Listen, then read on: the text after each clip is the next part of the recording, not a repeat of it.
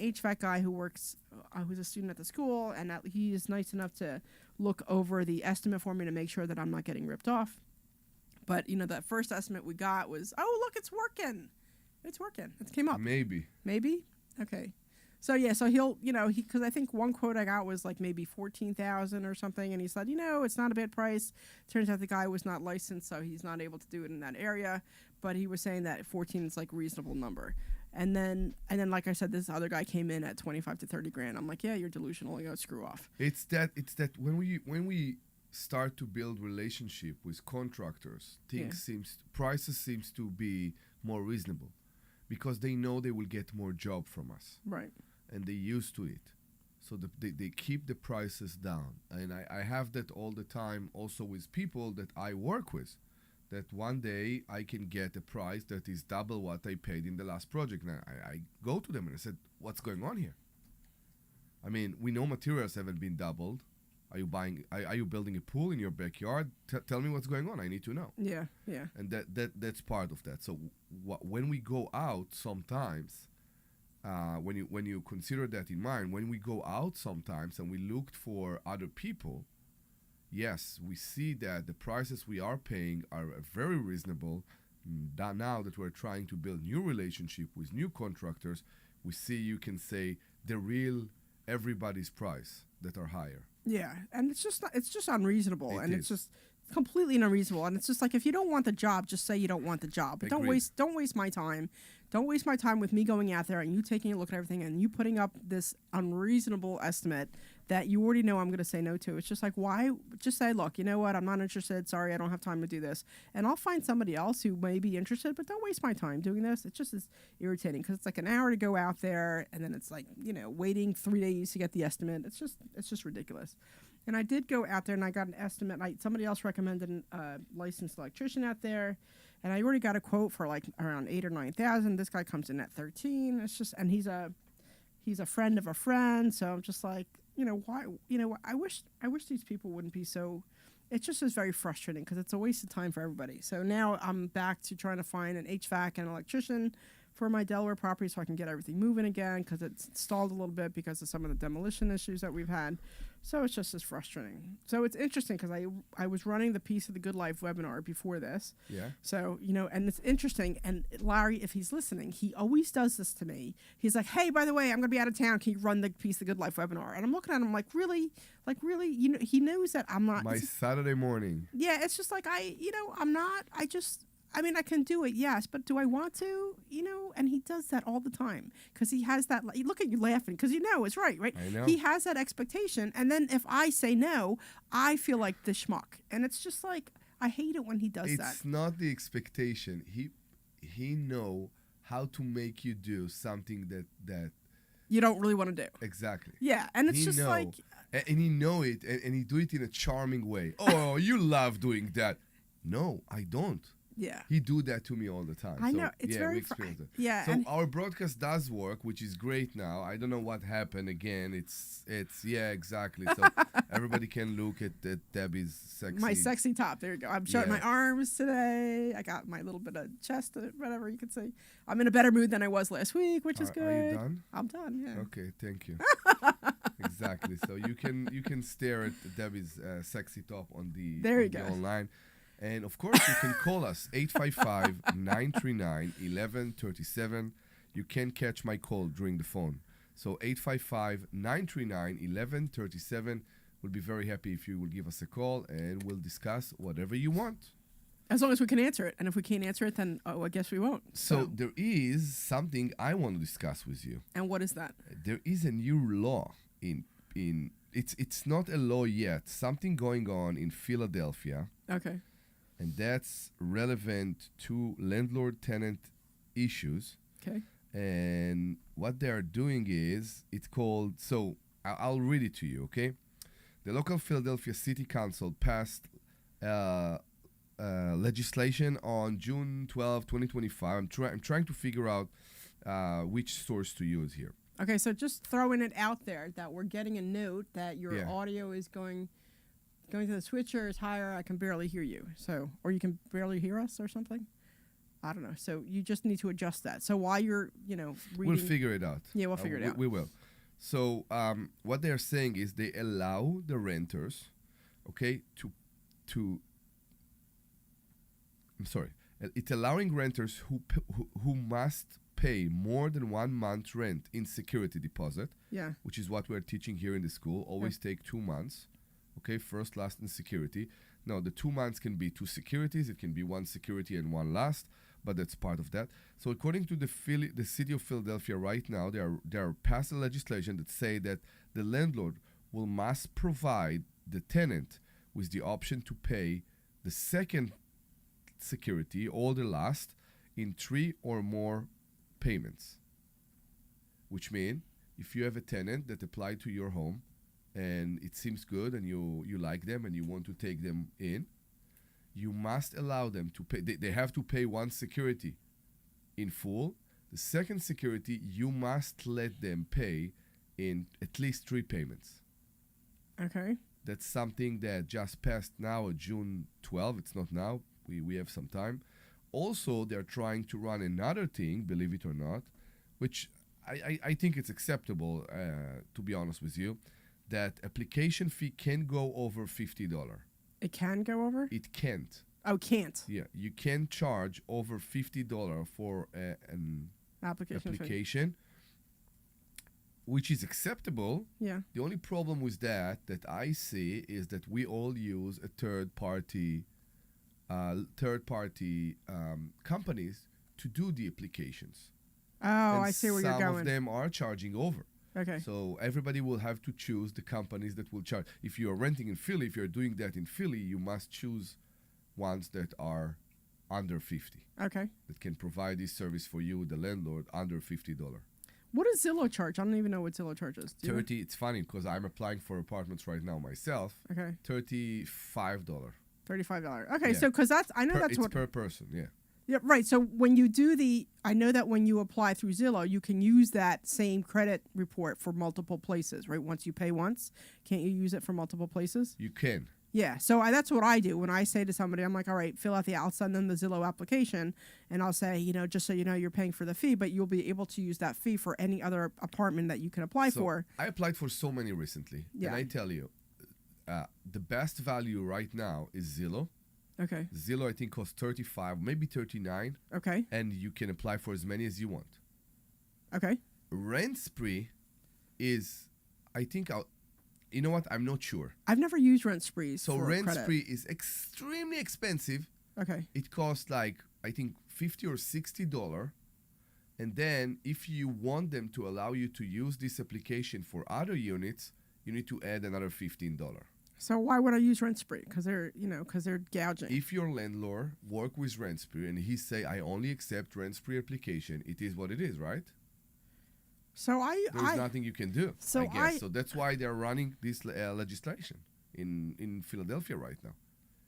I know. So I use Rent Spree to collect rent payments. Okay. So and I always give my tenants an option to use Rent Spree, and I would actually prefer if they use Rent Spree because then it goes in, then I see that they're paid, and then it goes into my account like 2 or 3 days later, and then I don't have to worry about it, and I don't have to document it because Rent Spree will document everything for me, so it's one less step for me. Mm-hmm. So I kind of prefer that over some of the other, like Venmo or Cash App or Zelle or whatever. I agree. You know what I mean? Because you get these and it's like such a hassle. It's like, oh, I need to check this one off. How do they pay? So normally, how do they allow them to pay with a credit card? I think that they can, but they have to pay extra if they pay for a credit card. So you will get the full amount. Yeah. So and then I think it's a $3 charge if they have it out of their bank account. If they draft it from their bank account, they pay a $3 fee. But if they use a credit card, I think they have to pay more. Because I know when I was starting to accept people from Monroe, I said I want them to use Rent Spree, and I set everything up in Rent Spree.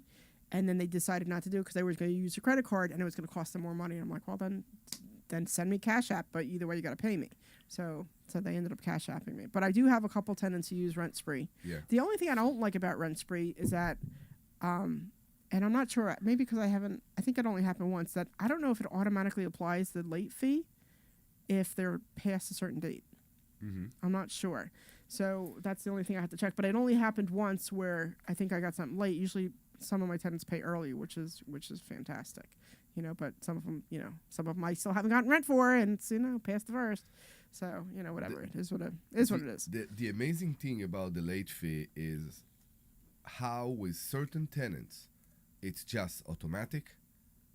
You even get an email or a text saying, I will be late this month, I will pay the late fee, and tell me how much it is, or I will add this late fee, and that's fine. I did get one of them. And with some I have this tenant, and believe it or not, she was a risk when I took her to the unit. Yeah. But I like to give people opportunities. Yeah. I pay the price for that. That's why I used to be the worst landlord. I know that I pay the price for that sometimes, but I also do something good. And it benefits me and it benefits them. Since she moved in March. All her payment were late. Okay. Everything. But she always pay before I go and file in court. As you know, we say that on the 1st, the payment is due. On the 5th is late. Right. Right?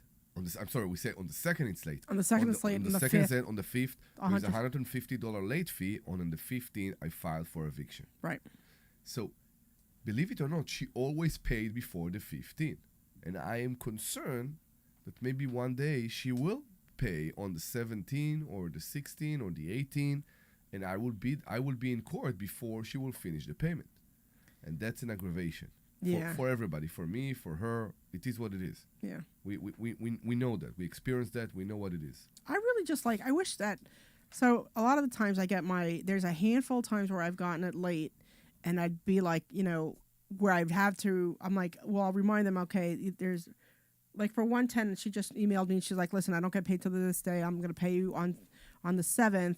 And she's like, I'll include the late fee. And I'm like, okay, that's great. And then somebody else reached out. He's like, I don't get paid. He said the same thing. He's like, pay you on the 7th or 8th. I said, you can. I said, but you're going to have to include a late fee. He's like, I'll figure it out.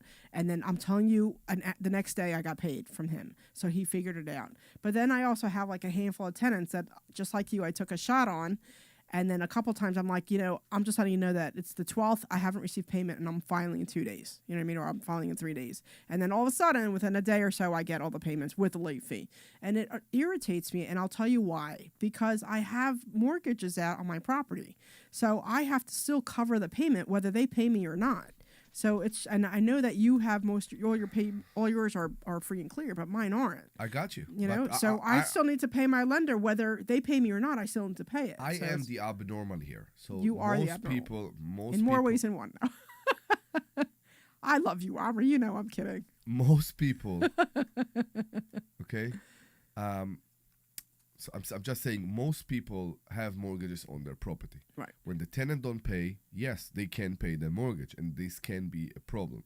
Yeah. So we need to understand that. Yeah. That's why it was such a big deal when they stopped they had the moratorium in Philly. It's just like weird. They're like, well, landlords are rich. They don't need to. People don't need to pay their rent. It's like we still need to pay our properties off because the bank is not going to say, sorry, it's okay. Take a year time off and not pay our, they don't care. So it's just, that's why I get frustrated. So when my tenants don't pay me on time, I still need to make my rent, I still need to make my mortgage payment whether they pay me or not.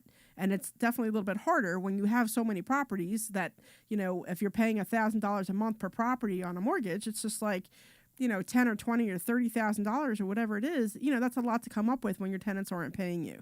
So it just it's a frustration. So I don't know.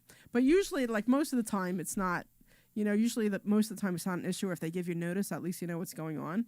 And I do want to preface this, and I know a couple of callers sometimes have said this, so it's not like this happens all the time, but I think we always talk about the ones that are problematic, but we don't talk about any of the ones that aren't. So I want to talk about this one tenant I'd have. And Blake, if you're listening, I am doing a shout out to him. So I got a call. I have a condo out in Philly. It's in East Falls. It's in the gated community. It's a really nice condo. I actually got it on tax deed auction, and I had she actually had a squatter in there for a little while. It took me a while to get her out. And then now it's rented out. It's great. It's two sisters, and the place has a little.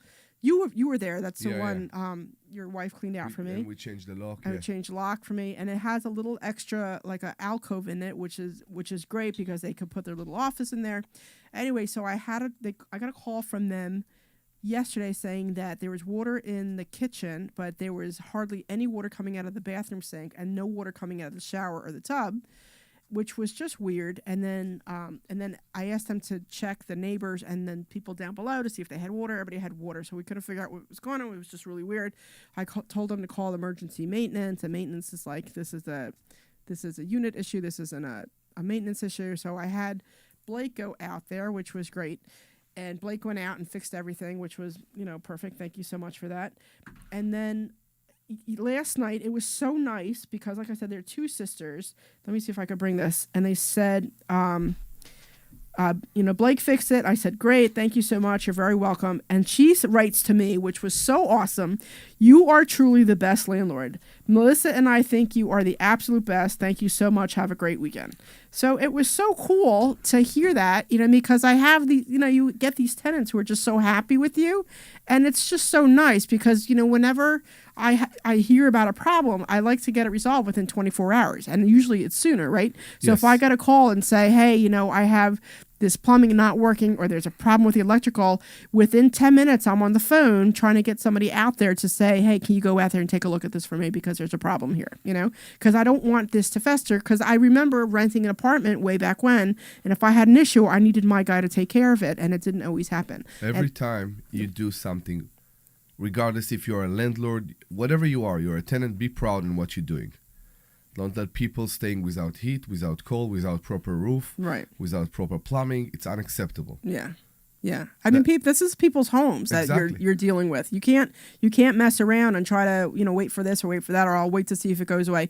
This is people's homes that they're living in, and you want it to be their home, and you want it to be somewhere that they want to stay for a while. We are providing service, and we should be proud in the service that we're providing, and the way we're providing this service. Right. So if you are a landlord or a tenant or anything regarding real estate, any question about money, anything at all, give us a call. 855-939-1137. That's 855-939-1137. 855-939-1137. 855-939-1137.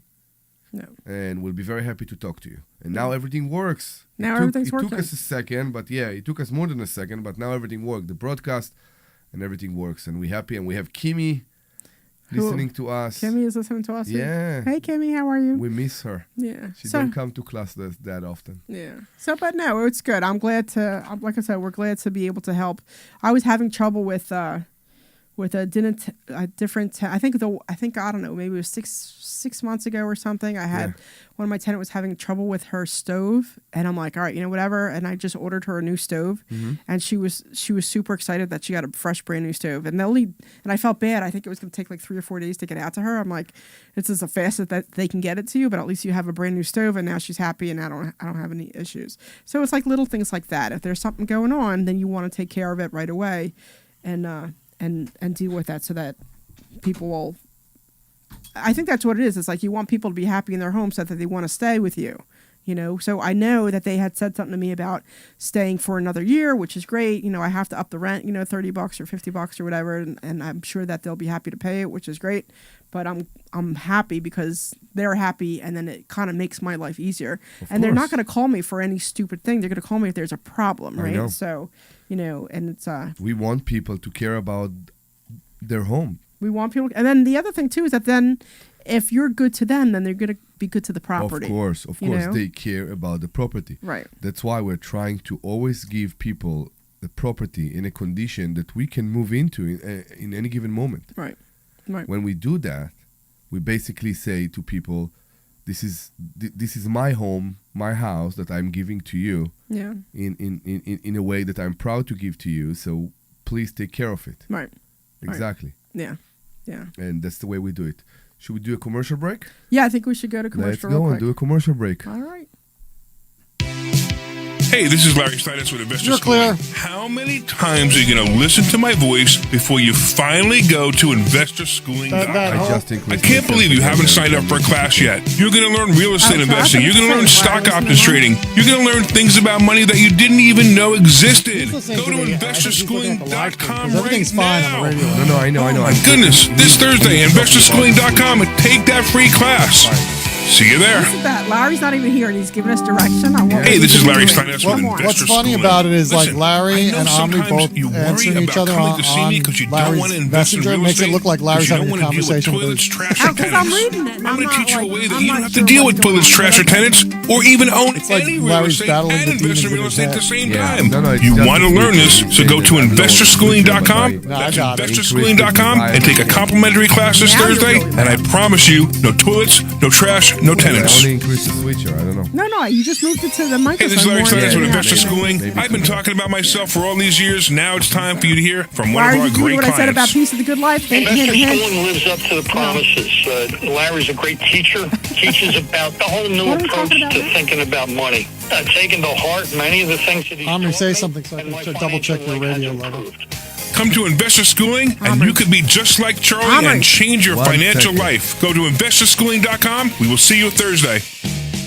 Hey, this is Larry Steinhouse with Investor Schooling. Did you know that we have a radio show right here on WPHT every Saturday at 1 o'clock? It's called The Larry Steinhouse Show. And you want to listen to this show because it's a live show and you can call in. In fact, here's the call-in number.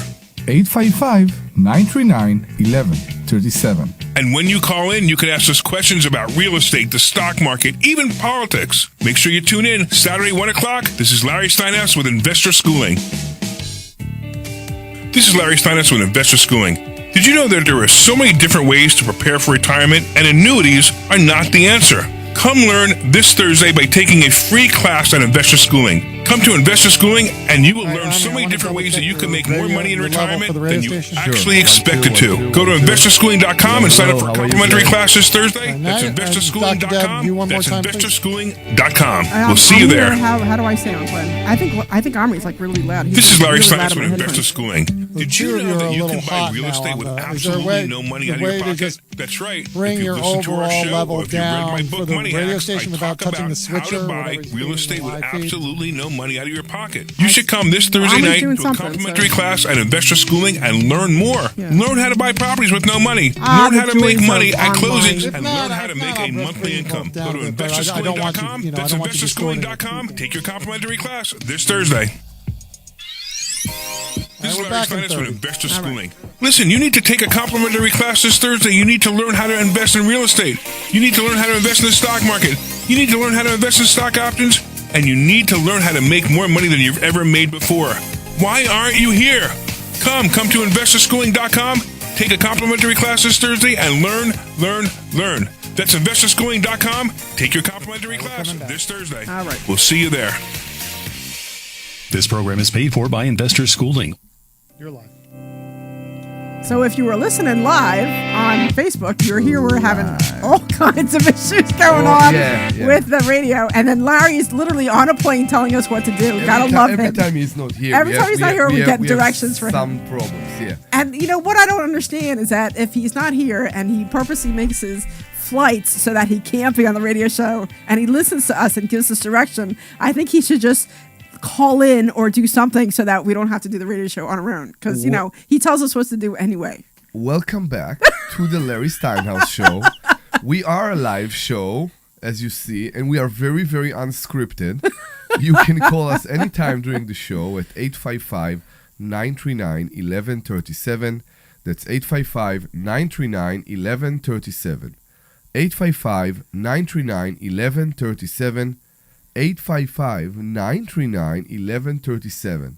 If you listen to us in the beginning of the show, you know that I'm saying the number so many times because for some reason I give Deb the fizz or whatever I am when I'm saying the number with your sick voice. With my sick voice. You have a deeper voice. Exactly. Yeah. It's always, you know, I had to tell you when I was in college, like when I was going to college like a long time ago, there was this guy, and his name was Steve, and the semester before him and his friend, you know, I was friends with his friend, right?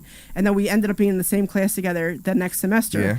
And then I saw this guy Steve, right? And me and I forget what the other guy's name was. I don't even remember.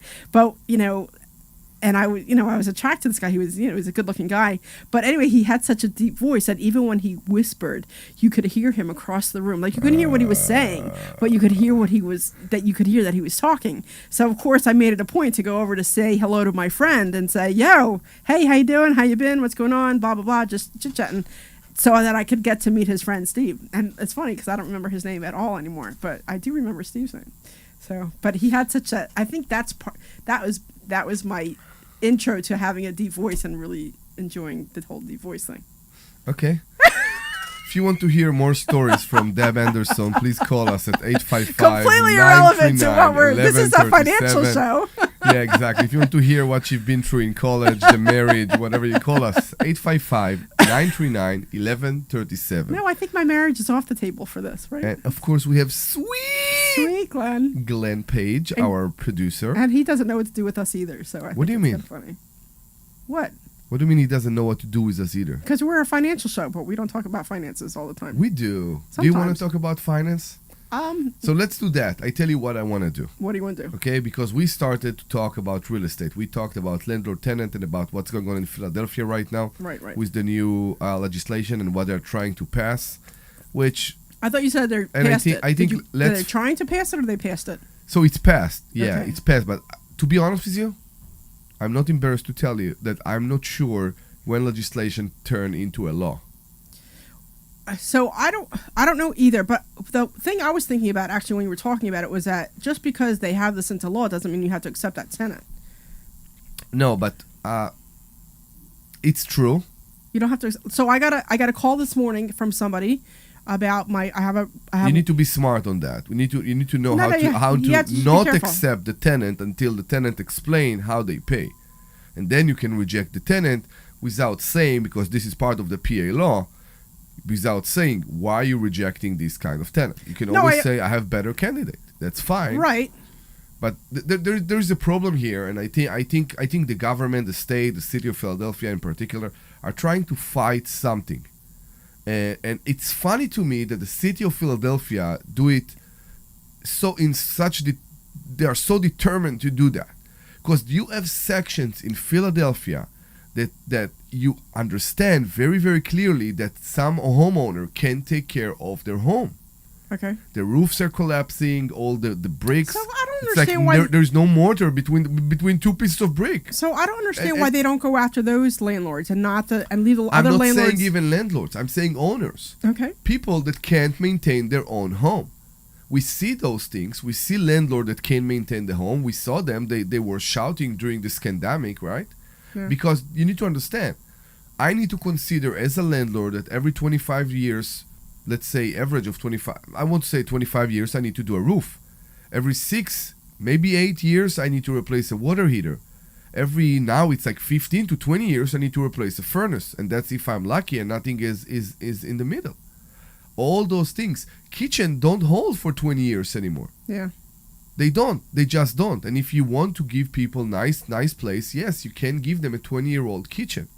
That's part of it. Yeah, appliances don't last that long either. Maybe 5 years. Maybe, exactly. You know. Exactly. It's part of that. It's funny how the old equipment hold better than the new equipment right now. Yeah. But it's also amazing how people don't want the old equipment because it's old. It's not modern. It's ugly. It's like you can give people a stove that is from the 90s or even the 80s that maybe will still work, but there is no timer there. There is no programs. There is nothing they can do. So some people will look at that and say, I'm not going to live in a house with a stove like that. So I saw that. So it's interesting because I bought my house about 8 or so years ago, and we had to do it. I planned on replacing our kitchen, but we within 2-3 years of moving in, but we ended up having an issue that we had to replace it within the first month of moving in. We didn't plan on redoing our kitchen, so we ended up having to redo our kitchen. Anyway, so my stove now is a nicer stove, I guess. I don't know. It's got all the bells and whistles on it that we never use, by the way. All the bells and whistles on it. And now the digital screen is not showing up. It's missing some of the numbers. Yeah. You know, and I'm like, do we fix it? Do we replace it? But the other thing too, and my husband and I were chatting about it, and I'm thinking moving more towards replacing it. I mean, once some of the burners go, that's it. I'm done. But like I can deal with the missing numbers on the screen. I don't care that much about it. But what I want to replace it with is I want to replace it with like a very basic model because, you know, all the bells and whistles, we don't use any of them. I know. You know, I don't use the self-cleaning oven. I don't use the warming drawer. I don't use the automatic shutoff. I don't use the timed cooking. I don't use any of this stuff. What is a warming drawer?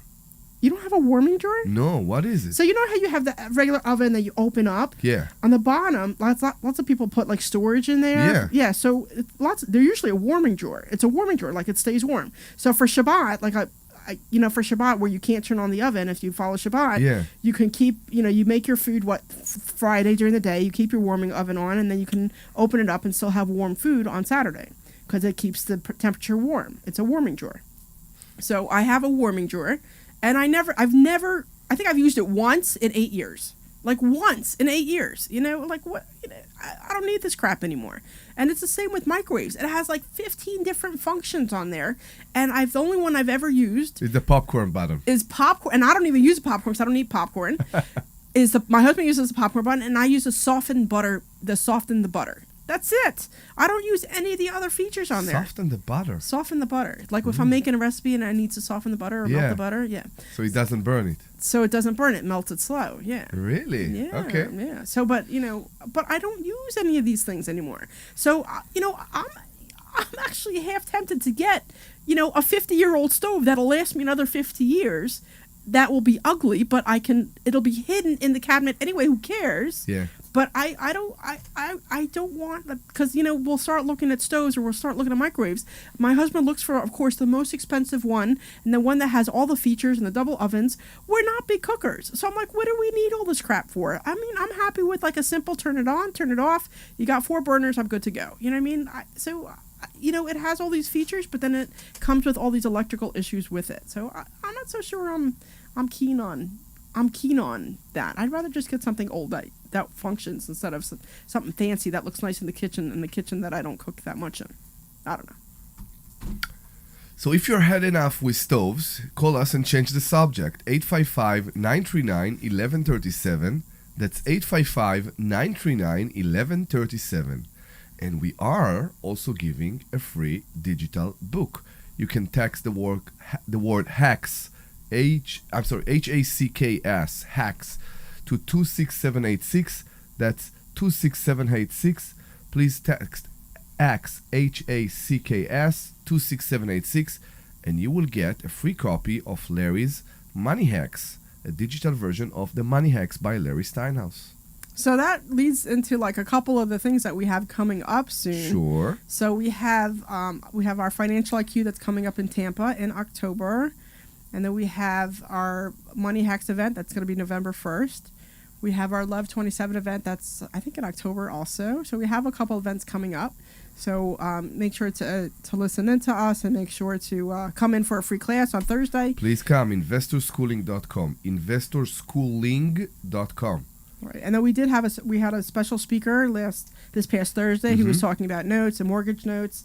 He was talking about how the process works and different things that you could do with notes. Yeah, different states, but also different things that you could do with notes. And then, of course, we're going to have a free class this Thursday coming up. I have no idea what the topic is going to be, but we're going to do something. And I think that we just talked about how we had one of our students be the winner for the covered call contest. So he did incredibly well. So we had, I think it was 11 students put $10,000 in an account, and then they had free reign as to what stocks that they were able to pick, and they did covered calls on it, and whoever was the winner who made the most money at the end of 8 weeks won. So we had one of our students win. He made a 50% profit, a 50% profit. So we thought that the profit would be somewhere between $12,000 and $13,000 after the end of 8 weeks, but our student did incredibly well. He had like $15,018 at the end of 8 weeks. He did awesome. And all of the students, every single one of the students except for one, was over $10,000. So every student made money. Every single student made money doing this, which was great. Beside one. Made a horrible mistake. Who made a terrible mistake. But what was good about the mistake is that we all were able to learn from it. Yes, correct. And what happened was that he picked a stock that was very volatile. And then you learn that when you're picking volatile stocks that they don't work so well for you. And but it was a great learning experience, because what would have been worse actually is if he won the contest, because then everybody would start picking volatile stocks and do really, really risky things. Yes. So not that I'm happy he lost money, but I'm glad that we were able to learn from it, and him as well. And one of the things he did is that he completely went off script and did not follow any of the rules that we teach here at Investor Schooling.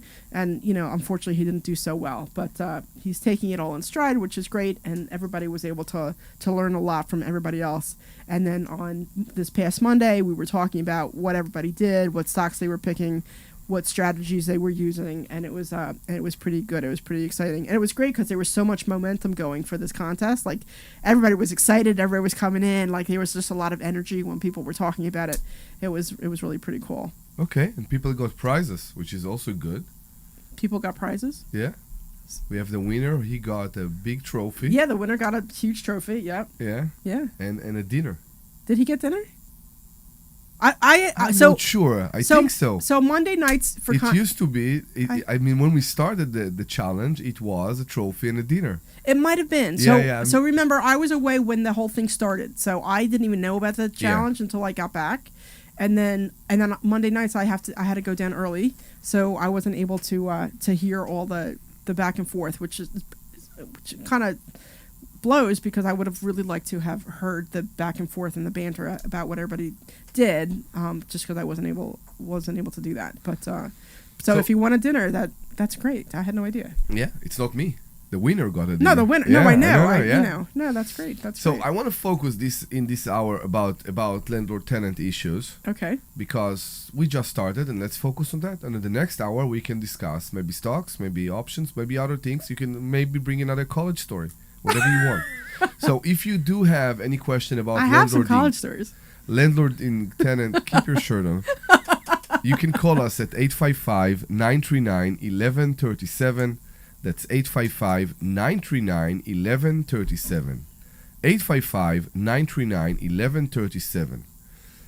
I have a question for you. I have an answer, maybe. Maybe. You don't know. You started with I have an answer, and then you backed out. Maybe. Yeah. No, I usually have an answer. Yeah. So even if the answers I can't answer, I have an answer. What do you experience as a landlord right now with... Oh, I know where you're going. With... What am I going? With the prices. You're gonna go talk. With rentals? See, I'm good. With vacancies? With rentals, with vacancies, with inventory? It seems that we have a lot of offers right now. I think the prices are still... When we talk about purchasing, the prices are still very high. With rentals, I see that my neighbors are lowering the price, and they are pushing me into lowering the price. So we will discuss that in a second, but we have Lou calling us. Hey, Lou, how are you? Good. How you guys doing? We are good. How are you? Good. Hey, I want to talk to you about becoming your own bank. Okay. What's the question? One, I need the guy's name and phone number so I can call him to do it. And two is, how's it work? So it's not like your typical life insurance policy, okay? Like when you're becoming your own bank, it's hard to explain it like in 5 minutes, because it's an hour and a half presentation, so it's not like something you do in 5 minutes. But the whole thing about becoming your own bank is it's housed in a life insurance policy, but it's not a typical life insurance policy, and that's just like the housing. That's all it is. But inside you, it's not like something you get from Allstate or State Farm, or it's a different kind. Yeah, yes. It's completely different, and we can give you that information. That's no problem. But anyway, what you do is you put money into this policy, and you're your own bank, right? So let's just say, and there's a couple ways that they can set it up. They can front load it, or you can do something over time. The whole idea about these policies is that they become more efficient over time. So, for example, I have a bunch of policies. I started my first policy, I don't know, 4 years ago, maybe 3 or 4 years ago. So I put $25,000 in one of my policies, and then I was able to draw, the way mine was written, I was able to draw out, I think, about $12,000 or $13,000 within 30 days, okay? And I can use that money for whatever it is that I want. Whatever it is that I want. And it's still building interest inside the policy. It's still building interest, okay? So I think it's 4% interest, I think, that you get inside the policy. So even though I pull out that $12,000, it's still building interest there. Okay, and the next year I make another deposit into my policy, another $25,000, and that second year I may be able to pull out $20,000 or $18,000, okay, or something like that. And I still pull it out, and I'm still on that $18,000. Let's just say it was $18,000. I'm still making 4% interest on that. Now that third year I put in another $25,000, and maybe that year I might be able to pull out $22,000. I think it takes 3 or 4 years to finally hit. Okay, and the fourth year I put in another $25,000, and I'm able to pull out 26 and change. So it becomes more efficient over time. That's why you want to start it up right away. But it's not, like I said, it's not a typical life insurance policy. It's a special type of life insurance policy that you have to have set up. And you still hold the death benefits. And you still hold all the death benefits. So the death benefits doesn't matter. So what happens, and you don't have to pay that loan back. You can if you want to, but you don't have to. You should. You should, but you don't have to. So I've never paid back my loans because what happens, let's just say that you have a $500,000 benefit and you've borrowed $100,000 off your loan. So when you die, when you cross over, you get $400,000 instead of $500,000. So you pay back the loan at your death. What about the interest? What about interest? They're not charging you interest. They do charge you interest, but it's a low percent. Okay. It is a low percent. So when you take out money from the policy, you want to make sure that whatever interest you're using that money for, you're getting more interest. So say they charge you 3%, you want to be making sure you're making at least 5 or 10 or whatever it is. Because usually people pull out the policy either to loan it to somebody else or to buy a property or you could do stock options, or you could do whatever it is you want with that money. You could pay down credit card debt. You could do whatever it is you want with that money. And then but the beauty when you get into the idea is that even if you pay back and you pay back with interest the money that you borrowed from your policy, you're basically paying interest for yourself. Yes, you're paying interest back for yourself. To yourself. You're paying interest. You're charging yourself interest. You can look at it that way. Yeah. We do have an event coming up calling the Money Multiplier. I'm sorry. Money Hacks. The Money Hacks workshop, correct? And we November will have 1st? That's November 1st, and we will have a presentation of exactly what it is and how to do it by the pros. Would you like 2 tickets? But it's only if you are available to come on November 1st and attend. No, I'm going to say no. Where are you from? I'm up here in Doylestown area. Okay, awesome. Why won't you come? Because I might not be around. I go to Massachusetts a lot, and that's where the problem's coming in. Okay. So I got it's a long story, but I have to go help my daughter out with her place, and I'm the electrician, and I'm the one doing all the work up there. Family first, and the only time always. I can go up there is on the weekend. So I can offer you 2 things. First, you can, of course, text the word HACKS, HACKS, HACKS to 26786, and you will get Larry's book. There is a full chapter regarding the infinite banking and how to create your own, how to be your own bank. And we, of course, will be very, very happy to invite you and to have you for a class on a Thursday. You go to investorschooling.com. That's investorschooling.com. You RSVP for a free class, and we'll be very happy to have you with us. Yeah, I've been listening to you guys ever since you came on the radio. Well, ever since Larry came on the radio. Great. Great. So you say we're not that good without him? That's exactly what he's saying. Yeah. He's like, Larry's so heard. much better when he's here. That's Apparently you and I can't do this alone. So moving forward, whenever Larry's out of town, we're going to run a rerun instead. Right. I was going to say, if Larry was there, I was going to say I'm one of the 3 people to listen to him every Saturday, but besides his mom. But Oh, I don't even know if his mom listens. Yeah, I'm not sure his mom listens. He always says his mom's listening. Yeah. So I don't know. But, That's funny. That's fine. Well, we're glad. We appreciate you listening to us. Sure. So great. Yeah, it's no problem. I just need, because I heard the guy, it was over a year ago when he was talking about all that stuff, and I wrote down the guy's name and number, but then I lost it because it's so long ago, and I want to try doing it. That's all. Yeah, so his name is actually in the book. When you look at the infinite banking policy, we do mention him. I know that I remember reading the book, and I remember his name is in there. And then if you want, Glenn could always get your info. We can send information. Everything to you we sell is education. Yeah, that's the only thing we sell. We don't sell policies. We don't do all that. We do refer people, and we do a lot of connections, but that's it. We will only sell you the education about how to do it. If you need someone to do it for you, we can refer you to someone. Okay. No, I know that. I know you don't sell nothing. I just wanted to get in touch with this guy and get something going. That's all. Awesome. Okay, great. Thanks for calling. Yeah, I appreciate it. Thank you. Of course. Thank you. You're good. Have a good one. Awesome. All right. So what were we talking about? So before we took the call, okay, we discussed about what's going on with rental right now, with rental prices actually right now. Right. So which is it's very between areas. It's a little frustrating. We keep hearing from some students around here that have, for example, in the schools area in Bucks County have rentals, and it seems like they are in very good shape, and they're doing great. I have. So my Monroe property, I have one tenant who just moved out at the end of the month. That's Wilkes-Barre. In Wilkes-Barre. She moved out on July. He did. He did. I'm sorry. Yeah, they it was like 3 cousins or something. They moved out at the end of the month. So now I have that one open. So I put it up for $25 more than what they were paying, and zilch. Yeah. You know, I think I got 25 clicks and I got nobody responding. Yeah. So I lowered the price $25, and I've gotten a couple hits, you know, in the last 2 or 3 days, but like so far the hits are not great hits. You know what I mean? Like the people are just like, oh, you know what I mean? Like I don't know. So I think I'm going to have to lower it, which is a little frustrating because it's not really what I want. I mean, the whole idea is to rent it for more money, not rent it for less, you know? Correct, so, So, but we do need to remember that there was a huge jump in the price of rentals during 22, 3, 4, 2, 3, mainly more than 4. Okay. And everything did jump. Yeah. So it's okay to take a bit lower. I think I didn't expect that it will get that low that fast until that point.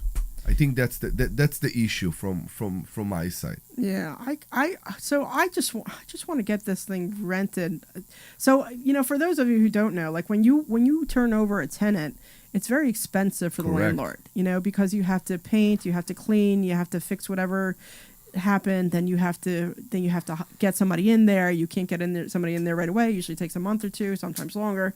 And it's just expensive for the turnover because you're still, you know, in my case, I'm still paying a lender on that property whether somebody's in there or not. So it could just be expensive in terms of just having to fix up the property to get it rentable again. Let's put it up front. If a tenant move in and after 1 year, they stay only for 1 year and they move out and I need to repaint, to reclean, to redo all that. Yeah. Probably I haven't made any money during this year. Right. Realistically, you're not making any money because you still have to pay for whatever expenses that you're covering, plus any insurance, you know, and plus whatever like the grass or whatever. I have vacancy right now. I need to clean because I want that the next person will get the place the same way. And I mean, I've never got a unit from a tenant, is maybe very close, but in a way that it's ready for rent. Right. We always want to do something. We always want to make it shine again before the new person moves in. Yeah. Yeah. So that's part of it, yeah. Yeah. So it is. It's expensive to turn over. But I'm hoping to get, like, I got a call. You know, it's interesting that you were saying something about Philly because I got a call this morning about somebody who might be interested. And they said something about, oh, my pet is an emotional support animal. Yeah. And they said, do you take them? I said, sure. I said, but you have to show me proof. Correct. And they're like, well, what do you mean? I said, there's paperwork that's involved to show me that it's an emotional support. You can't just say, hey, you know, my cat's an emotional support animal. Correct. It doesn't work that way. I want proof that it's an actual emotional support animal. Normally from a therapist or from a family doctor. Yeah. Yeah, something to show that it's really something. Because if without that paperwork, then as far as I'm concerned, it's not an emotional support animal. They did? They did not give me anything. No. Yeah. So they're like, oh, well, it's going to cost us money. And I'm like, okay. You know? So, I mean, because if it is an emotional support animal, then you can't charge them for having an animal. Correct. So that was the whole point. That's why they use that and they say this is an emotional support even without documentation. Right. And they're basically saying you can't charge me for it. Right. Without providing any proof. Right. So I'm not saying no to having an emotional support animal, but I am saying, you know, show me documentation so that I don't end up charging you for the support animal. You know? So we are the Larry Steinhouse Show, and this was the first hour of our show today. That's August 2nd. We'll be back for another hour, so stay with us if you are listening live. We'll be very happy to have you for another hour for us. We will discussing more of money, landlording, tenants, options, whatever you want. You can call us anytime, 855-939-1137. This program is paid. 855-939, we still love you, Glenn. 855-939-1137. And We're out. I think so. I don't know. Glenn confused me. 855-939-1137. We are the Larry Steinhouse Show. Stay with us. Bye. You're good. You're clear. Everything's fine. We love you. No, you're fine. I didn't realize the time. This program is paid for by Investor Schooling. All opinions or statements expressed on the program are solely those of Investor Schooling or their guests and do not reflect the opinions of WPHT or Odyssey. WPHT, WPHT-HD, WOGL HD3 Philadelphia. I mean, it's not From the all in the Piazza wall Auto and buy Group something, Studios, experience the power of one with 8 brands and 25 locations. Always live on the free Odyssey app.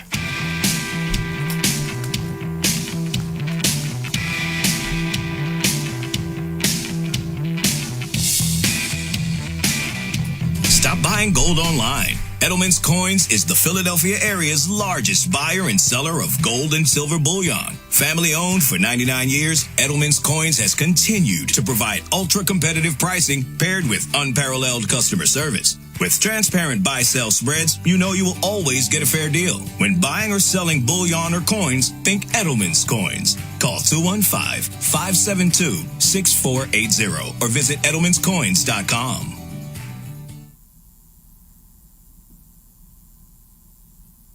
What? When you need to know, depend on KYW News Radio 103.9 FM. A 38-year-old Montgomery County man is charged with having child sexual abuse material featuring kids as young as 8. Governor Shapiro is criticizing the Trump administration's plans to potentially remove references to slavery at Independence National Historical Park. And Eagles great Eric Allen enters the NFL Hall of Fame today.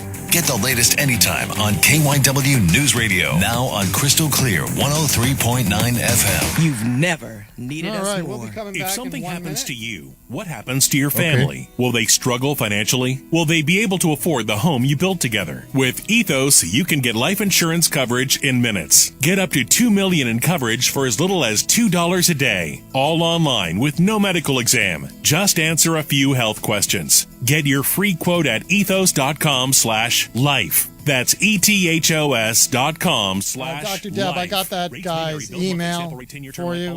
Okay, great. He did say, I asked him for his phone number. He says his phone number doesn't take incoming calls. People 50 and up like me. Whatever. Our needs are different. Whatever. Big Wireless wants us in an unlimited plan, but if you're not using all that data, you're probably getting used. At Consumer Cellular, we're focused on affordable, reliable plans, including data that suits your needs, not ours. Our plans start at just $20, and you'll get the best customer service in the business. Call 1-888-FREEDOM, visit consumercellular.com/fax or a store near you. Plans include $5 credit for auto pay and e-billing. See site for additional facts. This program is paid for by Investor Schooling. All opinions or statements expressed on the program are solely those of Investor Schooling or their guests and do not reflect the opinions of WPHT or Odyssey. WPHT, WPHT-HD, WOGL HD3 Philadelphia.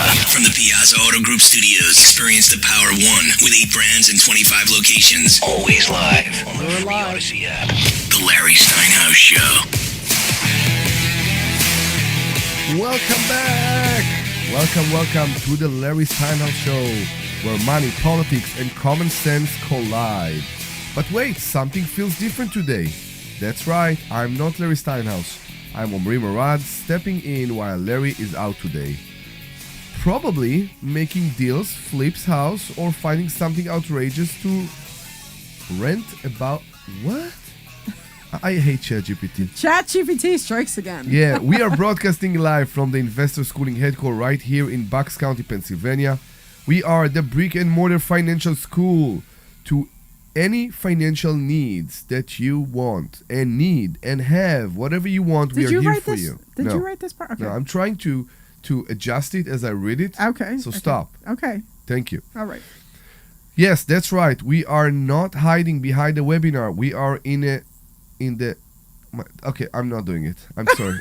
I really tried, but ChatGPT every time it sounds more and more. Welcome to the Larry Steinhouse Show. Yeah, exactly. But this is the Larry Steinhouse Show because in the last few months, that's how we started the show. Yeah. Basically. Yeah. So we are a financial show, and we are here for you, and we are live. So call us 855-939-1137, 855-939-1137.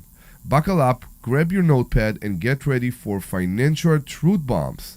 855-939-1137, And I'm your host today, Omri Morad. And here in the studio with me is Debbie Anderson, who know as Dr. Deb. Woo! Exactly. Anderson. There's no like T in there. It's not the T. It's the nose. You hear you hear me, right? I'm just saying, Yeah. I mean, the germs on this microphone. I don't see how Larry will use it next week. It's ridiculous. Well, there's some good and clean over there. We'll set you up for cleaning that out afterwards. Yeah. Good. No more college stories. Nothing. You can tell as many college stories as you want. Yes. The last thing we want to mention is that we are a real school and we are teaching everything regarding money. So you can go to investorschooling.com. That's investorschooling.com, and you can RSVP for a free class this Thursday. Go to investorschooling.com, and we'll be very, very to have you with us in You'll the be class. very, very, very very happy to have us. We what? No, I think you skipped a word in there somewhere. I'm not sure I know what's my name right now. I'm like... I know, I'm surprised you're like actually sitting here functioning, because you're like, I'm good. Clearly you're not feeling great. Yeah, I'm not in my best, but I will live a few more years, I believe. I'm sure you'll be fine. Yeah, 2-3 more years, and I'll be fine. One or two. How are you, Miss Deb? I'm good. So Omri and I and my hubby, we hung out at... we were goofing off yesterday. We went and got some beers and some wine, and we went down some slides yesterday, the two of us, so that was fun. We were just goofing off and having fun, and it's fun because we always goof off together, and we always joke around. When you say you come in for a class on Thursday night and you hear me interacting with Larry and with Omri, that this is us, right? This is us. That's the dynamic. That's the dynamic, and we hate each other to the bone. We hate each other and love each other at the same time, and we're always goofing off. And it's funny because Glenn can testify, right? Because he hears the pre-show it so many times. Yeah, right? he always says that. But we also hang out together. We do, yeah. So Glenn actually came out with us. What was it, a month or two ago? And he actually put us on video, and he's like, this investor schooling stuff is live, and it's real because we were joking around about the showers, the shower. Right? Yeah. So it was just funny. We always keep off. It's funny because you have these rock stars who go on stage and they do their show, and once they get off stage, they don't interact with each other at all. Okay. They don't even talk to each other. They don't look at each other. So it's all a show, but. Basically, the point of the video was that, yes, these guys are pretty much what you hear on the show is what they're like in real life. Yeah. It's always fun. So it's interesting because, sometimes the six of us will get together and go out to dinner. 6 of us? Yeah, so our spouses. With the spouses. With the spouses, right? So Larry and his wife and Omri and his wife and me and my husband, and we'll all go out to dinner sometimes. And it's interesting because Tamar, Omri's wife, said to me the one time, she says... So we were off doing whatever we were doing, and then her and I just started chatting, and she's like, I see why you guys do this, because we all just get into, the three of us will just start getting into a clique, and then we'll get out of our clique and then talk to our spouses and include our spouses, and then we'll go into our clique and just do whatever, and it's just a very natural transition because we just all goof off and have fun together. And it's funny because my husband sees the same thing, and he's just like, I see why you guys are friends, because we just naturally go off each other so well. You know what I mean? It's just fun. So, and it's good because we can all just goof off and hang out. So the three of us were hanging out yesterday, and it's nice because my husband and Omri get along really well, and Larry and my husband get along really well, and I get along really well with your wives and stuff, and we just all have fun together. And now you stopped. Now I stopped? Yeah, so if you are one of the spouse, you can call us and tell that this is a complete lie and you can't stand this trial anymore at 855-939. There's 1137. One or two of the spouses may not like our dynamic as much, but for the most part, everybody likes us and we get along pretty well. But it's just neat because we all get along really well. So it's we just are as who fun. we are. We are who we are. Yeah, and then people have said that too. They're like, "Oh, you guys are really like this," and we're just like, "Yeah, this is just who we are." We just kind of goof off and have fun and joke around. So it is. It is. It's funny. It's fun. So tell me, you didn't participate in the covered call challenge. Yes. You didn't. I did not. I know, but you did still do the covered call test. Yes. Other challenge. Not test. That benefits you very, very well. Do you want to talk about that a bit? Yeah. So we just started a new month.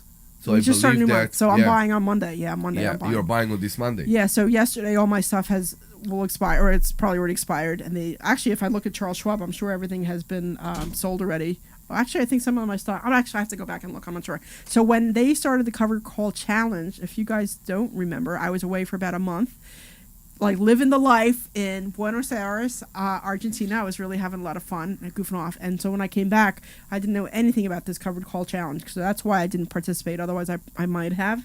Anyway, so Larry started doing the Covered Call Challenge, and a month later, he's telling us about these returns.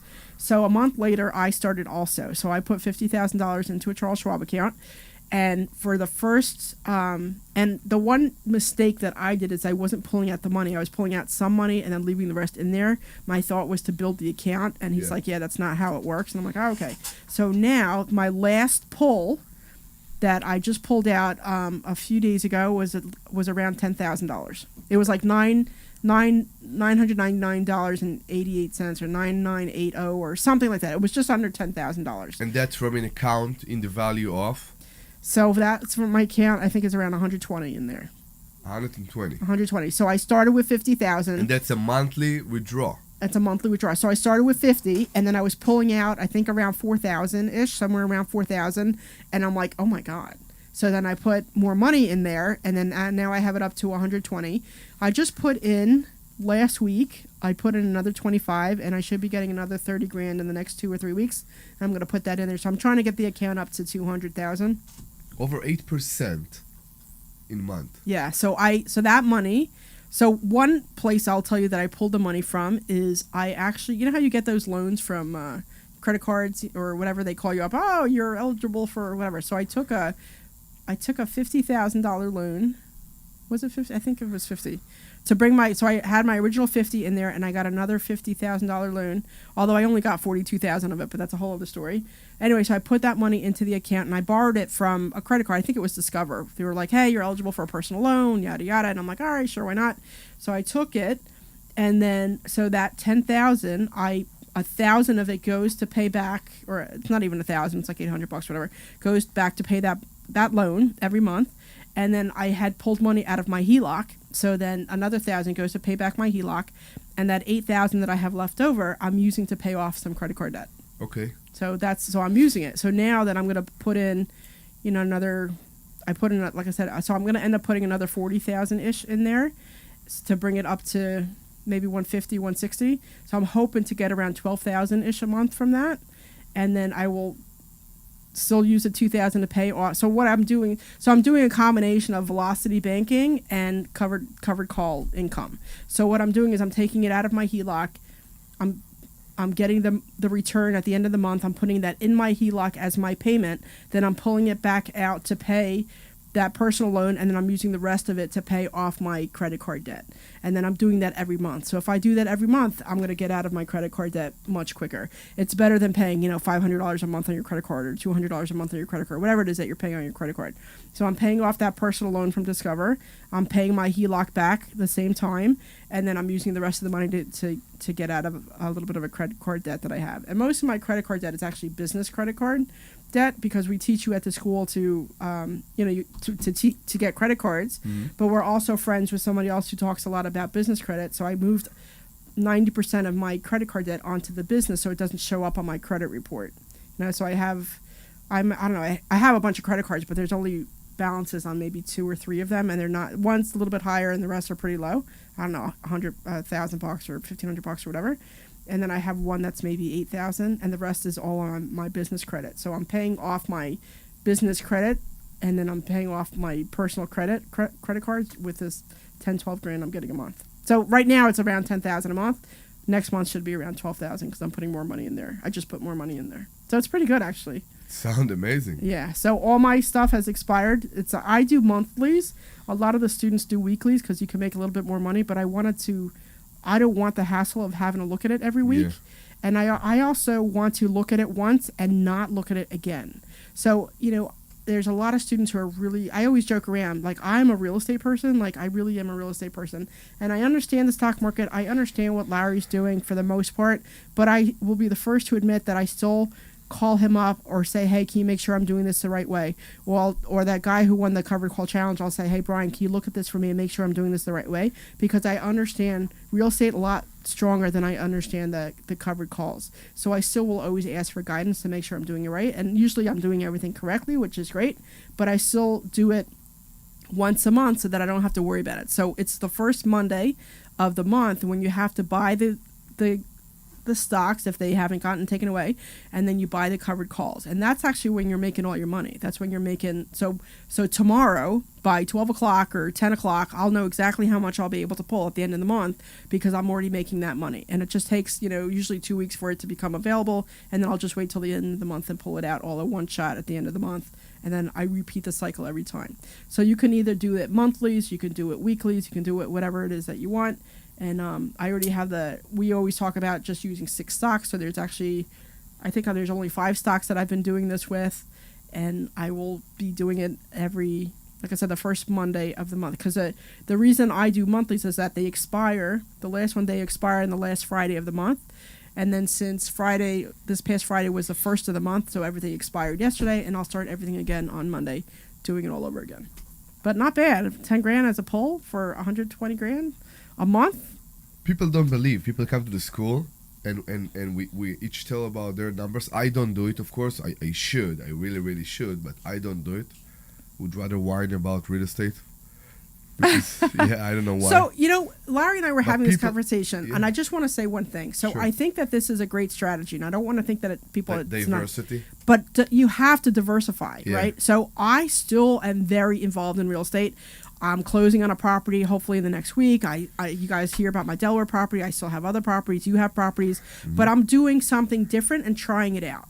So I want to throw it out there that, yes, this is a good way to make money, but you still need to think about other ways to make money in case for some reason something happens, right? Yeah. So you always want to have a backup plan. So this is a good way to make a little bit of money, but real estate is still, it's going to increase in value over time. You can still buy more properties. You can increase your net worth. So real estate is still a very good way, and there's so many different types of real estate you can do, but real estate is still a very good way to invest and to build your net worth and to build your wealth. It's still a very good way to do that. Correct. So I don't want people to think, oh, I have, X amount of money, let me throw it in the stock market. That's not what we're saying. We're saying if you want to take a little portion and try it out, sure, but it should not be your only way of getting income. You should need to diversify and have other ways as well. And you do need to understand what we do.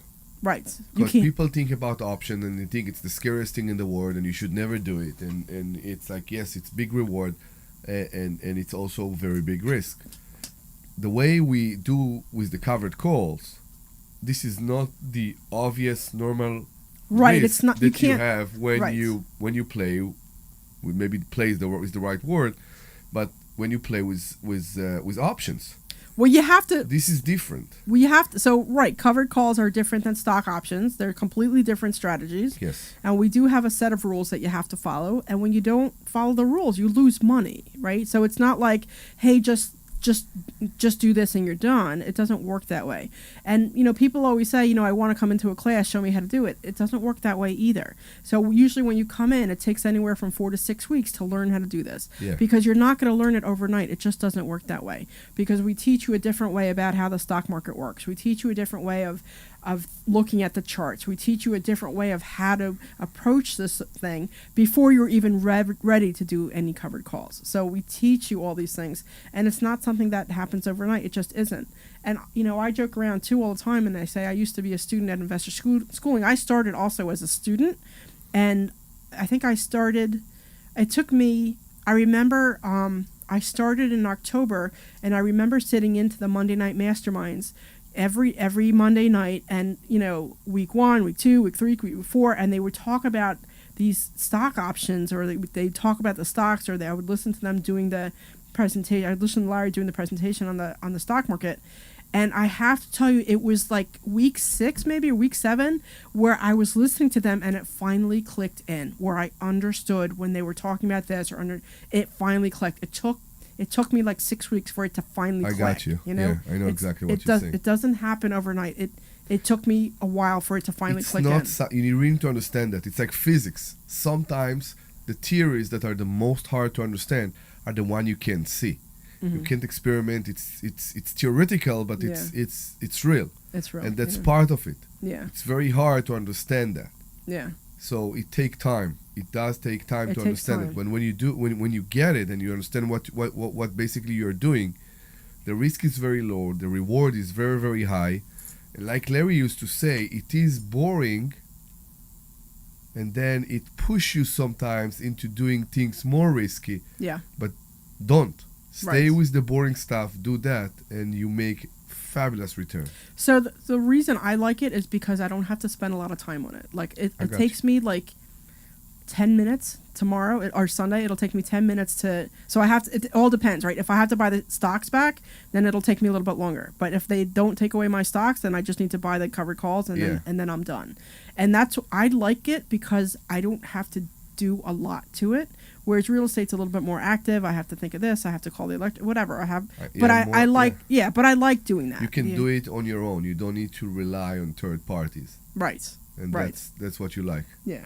And I like that I don't stress over it. It's just like, all right, if my account goes down in the middle of the month, all right, whatever. I don't care. I'm not getting I have made my money. I'll make my money on Monday, and I'll know what's coming in. By selling the options. By selling the covered call. Yeah. Not the options. So I'm not doing options. I'm doing covered calls. So by Monday, I'll know how much I'm going to make by the end of the month, and then I just sit back and wait. So I like that. Now stock option trading is a little bit more involved. It's still not hard, and we teach you a part-time way to do it. I'm not as interested in doing stock options because I don't want to have to watch what's going on. I want to be hands-on. It's more stressing. I don't know if it's more stress. Well, it's definitely more emotional. Yeah, so maybe, but it's not hard. It's just that I don't want to. You just have to follow the rules, right? And there was one year I had a bad year, and it put me off to options.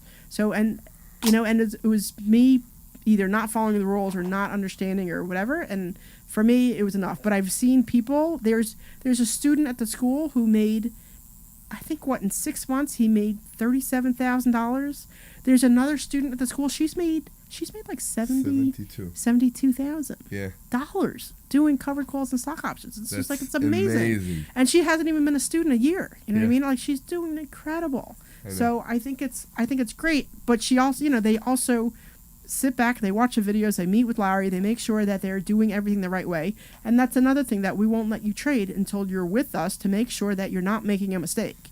And it's after, and you have to answer these questions to make sure you understand what you're doing before we let you go off on your own to do everything, because we want to make sure that you're following the rules and making money and not making silly mistakes.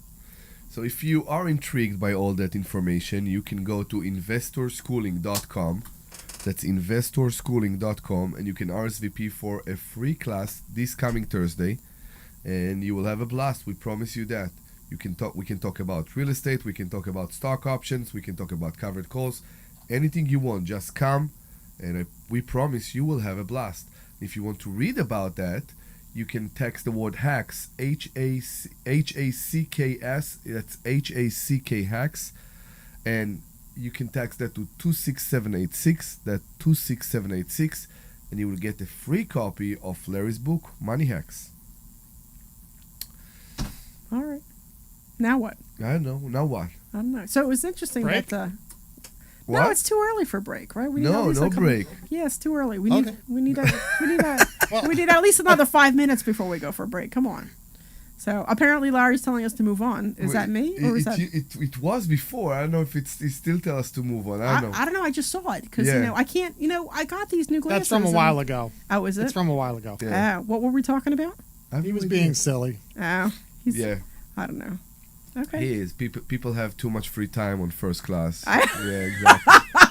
That's what's going on here. Is that what it is? Too much time on free time? I think so. Okay. So you tell me what's going on in your life beside the real estate and beside the fact that you're making a fortune. I'm making a fortune. With the covered calls. I'm just glad that I can pay down some debt, which is, like you always want to. Awesome. That's like, for me, that's important. That's awesome. Like, you used it the right way. I believe we have many people that they come here and they have huge credit card debt and it sits on your neck. It's hard. It's very. I got it with the interest they are charging and all that. It is hard to get it off. Yeah.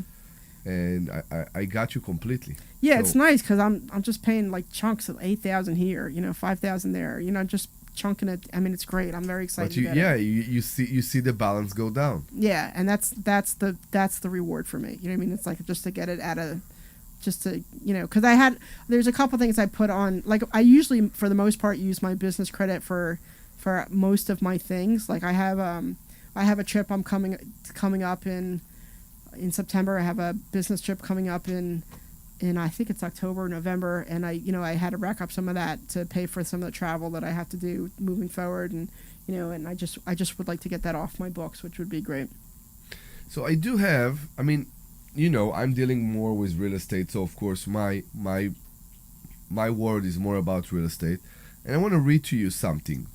There is a House bill that passed on May 2025, okay, which is pretty obvious to me, but I mean, read it out and see. I want to see what you will say about it. So it say that in the Landlord-Tenant Act of 1955, and they enforce the landlord responsibility, okay, around tenant relocation when a property is condemned or deemed uninhabitable. Okay. Which mean, let's say a sewer pipe broke. Let's say carbon monoxide level. It can be so many things. So it's funny. We can have lead. What they say is that basically us as the landlord are responsible for the costs of the tenant relocation. It's a temporary relocation. It's not a permanent relocation. Okay, so I'm not sure about that, because if I guess it depends on the problem. Yeah, in the problem, exactly. It depends on the problem. Yeah. Because a couple of years ago, I had a problem in one of my properties, and it was a problem with the roof, and it was raining. Did I know you back then? Philadelphia? No, it was raining. No, it was a different property. Yeah. It was raining in the living room. And it was raining in the living room. And I'm like, so, I had somebody go out there, and it happened on like a Friday night, and there was a downpour. Ooh. And it was like, it was on a weekend, it was late at night, and it was raining in the room. And it was literally, she showed me a picture, it was raining in the living room. And I'm like, oh my God. And I said to her, take you and your daughter, go to a local, I said, I'll put you up at the local motel. There's a local motel, for the weekend while I get this resolved, And they're like, no, every other room in the house is fine. It's just the living room. We'll clean it up. And I'm like, are you sure? Because I'm happy to send you and happy to pay whatever costs for the weekend so you guys can stay there while I get this resolved. So they opted to not do it because it was only the one room. But What was the problem? The roof? Yeah, the problem was the roof. There was a hole in the roof, but I mean, there must have been. How did they not tell me that there was an issue before? I mean, it couldn't. I don't know. That's, I mean, like something must have been happening, and they just never said it. If it's pouring, it's not immediately. It's right. It's not an immediate thing. Something collapsed. Something happened, and they just never mentioned it to me, and then it got worse, and then it started raining in the living room. So, like I said, I was happy to, fix. I'm happy. Of course, I fixed it, and I was happy to put them up for the weekend while it got resolved, but they just opted not to do it. So. I mean, we have Leo in New Jersey, and he have a question about a squatter. Hey, Leo, how are you? Hey, good. Tell us the story. No, just been reading in the news, and just hearing on 12:10 a.m. in the morning about squatters moving into homes that are being renovated or after renovation. For in Kensington and Port Richmond and so forth, and it's almost impossible to get about. Is what they're stating. It is. It's when you don't have anything in writing with the person who live in your house. This is a very, very big problem. And what did I do? We understand that in New Jersey right now there is a gain in ownership by squatters. I also read about that, and they have difficulty to deal with it, and it's horrible. I can tell you that I dealt with squatters in the past.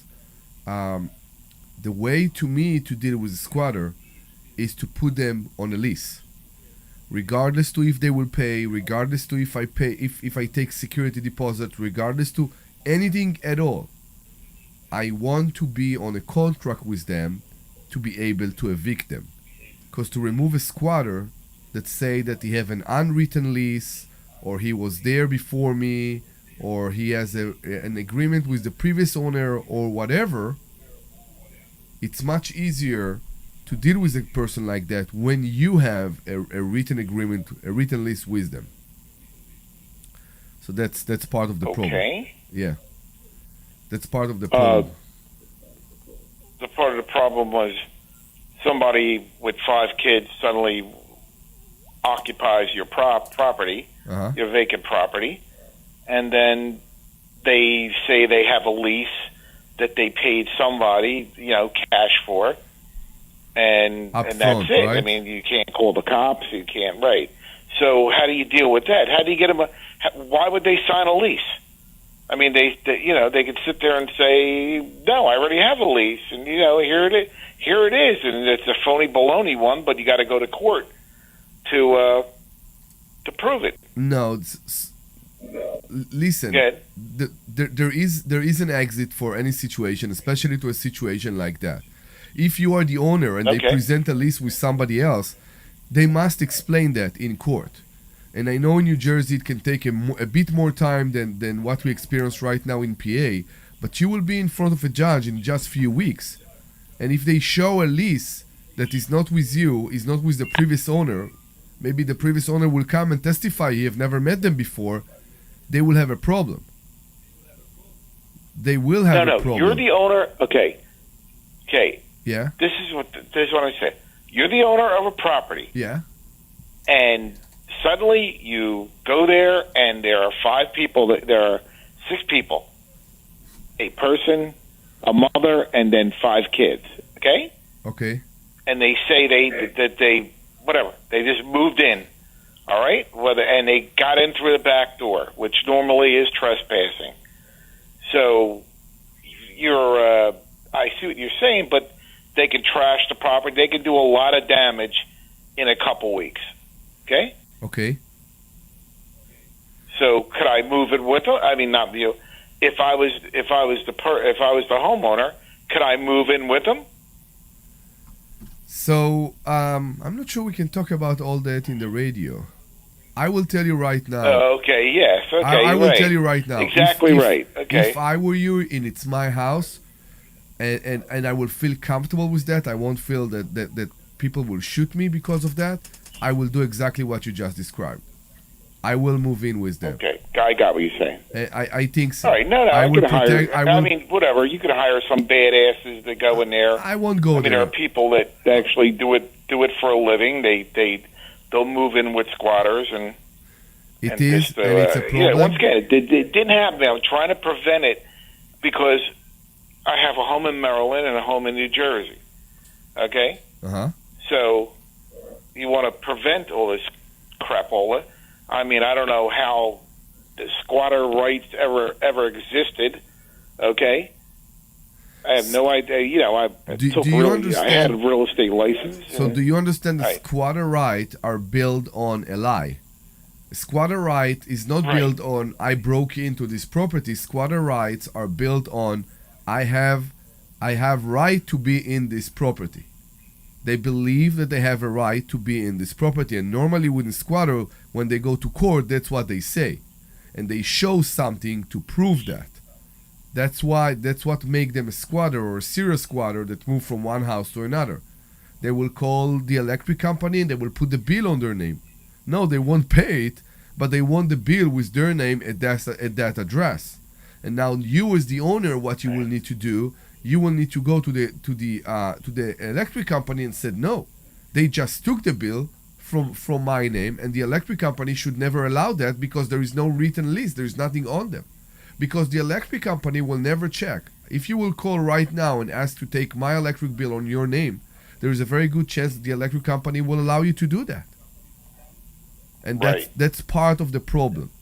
What they will prove in court, what they will show in court, and if they will even attend to court.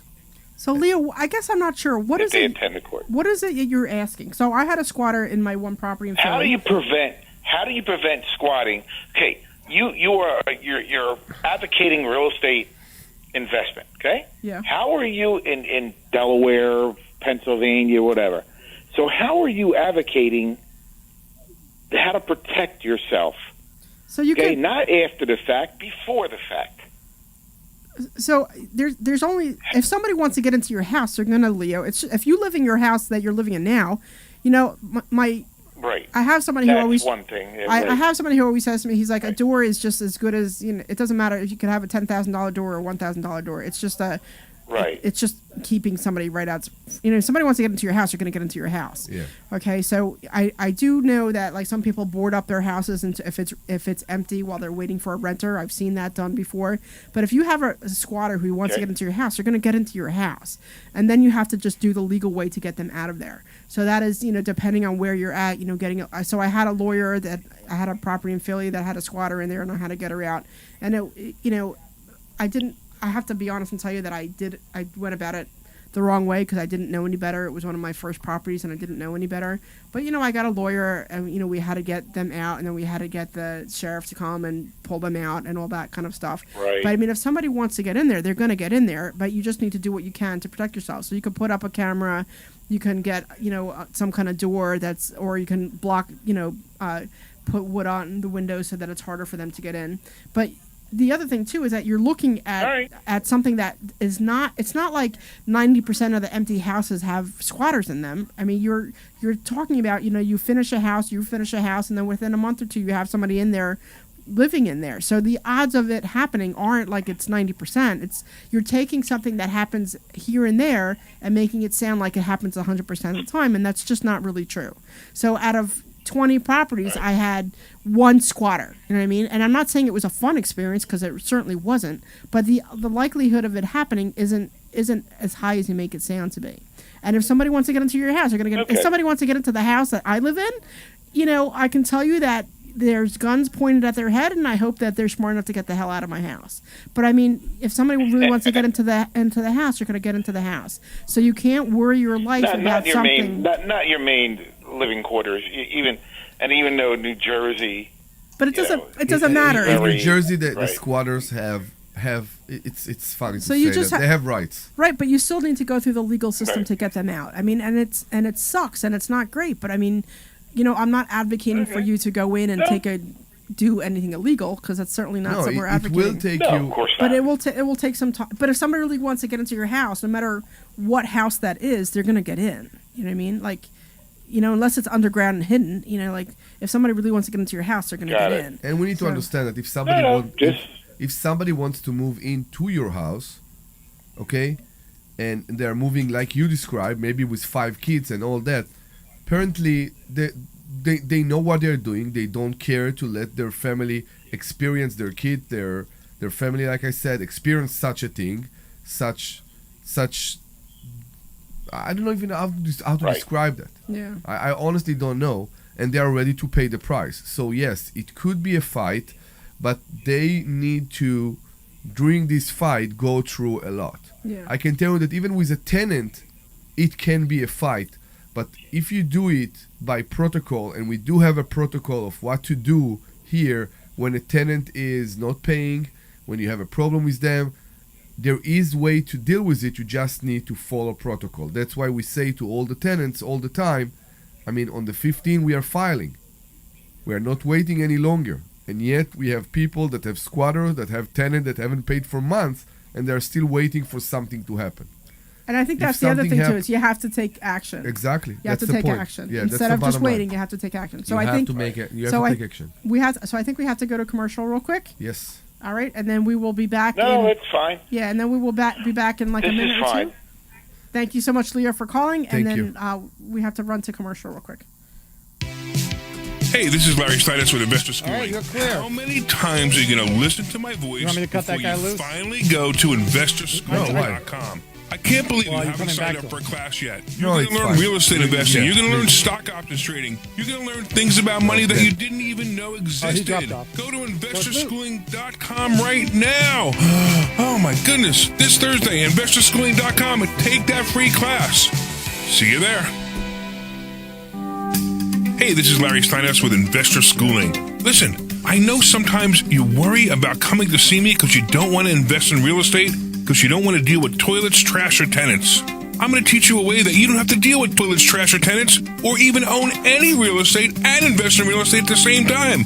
You want to learn this, so go to investorschooling.com. That's investorschooling.com and take a complimentary class this Thursday. And I promise you, no toilets, no trash, no tenants.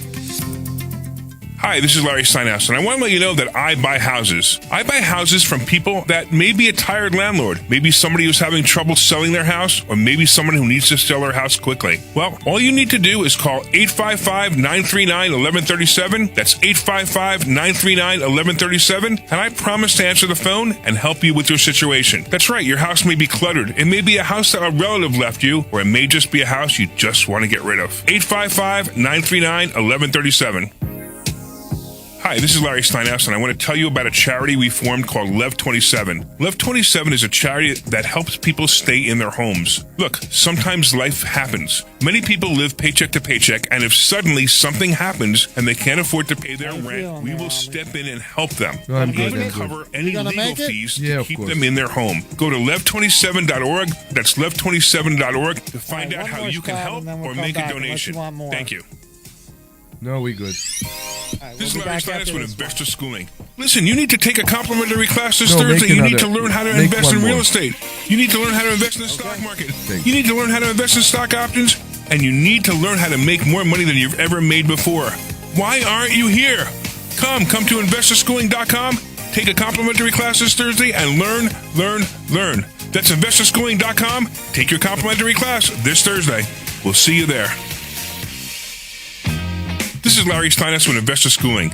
Listen, I can't tell you everything we do in 30 seconds. So you need to come to class this Thursday night, and you need to learn and spend some time with us to see how you can make more money than you've ever made before. That's right. We'll teach you ways that you've never even heard of to make money. So go to investorschooling.com and sign up for this Thursday night's class. Take your complimentary class this Thursday. That's investorschooling.com. We'll see you there. This program is paid for by Investor Schooling. Yeehaw! Welcome back to the Larry Steinhouse Show. We are the live show that broadcasts to you from the Investor Schooling headquarters here in Bucks County, Pennsylvania. You can call us anytime during the show at 855-939-1137. That's 855-939-1137. You're also welcome to join us for a free class this Thursday. So go to investorschooling.com. That's investorschooling.com, and you can RSVP for a free class this Thursday. Welcome back, Miss Deb. How are you? I'm good. My daughter. You have something live that happened during the show? So I guess I wish. What's happened? What troubling you? Come on, share us. So I guess I have two young. I don't want to say young girls, but I guess. I'm so frustrated. All right, my daughter. I guess my daughter didn't think she was trying to sell something on how you could sell Marketplace. Like Marketplace or Posh or the Get Rid Of or whatever those things, whatever. Craigslist, or whatever. So I guess she used her MAC card to pay them, and now they're holding her money, and I'm like, why would you use your MAC card? You should. What is a MAC card? A MAC card, like an ATM card. Yeah. Yeah. So we call them MAC cards here in Philly. Debit card, you mean? Yes. Okay. I don't know why we call them MAC cards here. You go to anywhere else, they don't call them MAC cards. They call them ATM cards. if it's a scam, if it's a fraud, she can still dispute it. Yeah, so that's what I told her. I said, call the bank and dispute it. And she's like, well, I can't call till Monday because I guess she already called, but they're holding her $300. And she's only 19, so for $300 it's not a big deal, but for her, it's like $300 is it's a lot of money, right? It's like half her paycheck for the month, or for the week or something. So she's like freaking out, and I'm like, well, I'm on the radio right now, but I'll call you when I'm done. Yeah. And I'm like, I didn't realize it was a MAC card. I thought she just did it on a credit card. I'm like, just call them up and dispute it, or say your card was stolen, so that they can not charge it. And she's like, it's on my MAC card. I'm like, all right, so we'll call the bank on Monday. And I'm like, so whatever, you're going to have to wait until Monday to get this resolved. So I guess my point is when somebody, and I guess they want to pay her in a credit card, in like a gift card. And I'm like, so clearly this place is not legit. And I don't understand. Do you remember my story with the Target gift card? Oh, and what was it, like the AT&T or something? It was, no, I changed Verizon? internet provider. It's Yeah. in the house from I don't remember, from Xfinity to Verizon or something like that. Something like that, I remember. Exactly. And I told them, okay, it doesn't go well. I mean, you can't give me the price that the other company can give me. I want to disconnect. 2 hours later, I got a call from a different number. Okay. And yet, you know how our phone tells us who calls us sometimes, even without them being saved in our contact list? Yeah. Right. So I got a call. My phone said it's Xfinity. Oh, we hate to see you going and all that, blah, blah, blah, blah, blah. And we have a program for new students. Do you maybe have a new student in the house? I think my daughter was first grade, but I said, yeah, it's for first grade, but she's not like graduate or college. No, that's perfect. That's perfect. The state of Pennsylvania offer subsidized internet for students, but it has to go through Target. Do you have a Target credit card? I said, no. Okay, you can still pay with a Target gift card. And I went through all that, and it just seemed half right and half not right. Yeah. And I still went with it again and again and again. And what happened in the end, believe it or not, is when all that got discovered and I asked the right questions, and basically the nice Indian hang up on me because he figured out he was busted, I called Xfinity, I think it was, with all those information. With the number, with who they are, with what they offered me and all that. And Xfinity was nice enough to say, oh, thank you. We really need that. They called me back a few times. I talked to a head of security there and all that. I investigated about that. And the reward was that I did get the internet I wanted in the price I wanted. Okay. Just by going there. But it's insane. And so more than that, what we're experiencing, more than that, what we're experiencing in the last weeks, months, I don't know how to call that anymore, because it seems like normal for years. The spam calls became... Oh my God, they're so bad now. Became such a problem recently, and it's like there is nothing we can do with it. Yeah. The problem is it's almost impossible to categorize them, because those companies buy pools of numbers, and they use them for a week, they use them for 2 weeks, and then they put them back, so everybody else can use those numbers, and they take new numbers. Okay. Now what's going on? We have pools of numbers that have been basically used by those spam companies, by fraud companies, by loan companies, whatever they are, and they are for sale for people like you and me. Yeah. Why? Because they are back in the market. Those numbers, they've been used, they've been disconnected, and they're back in the market. And now we are experiencing a situation that we see that our phone tells us this is a spam call.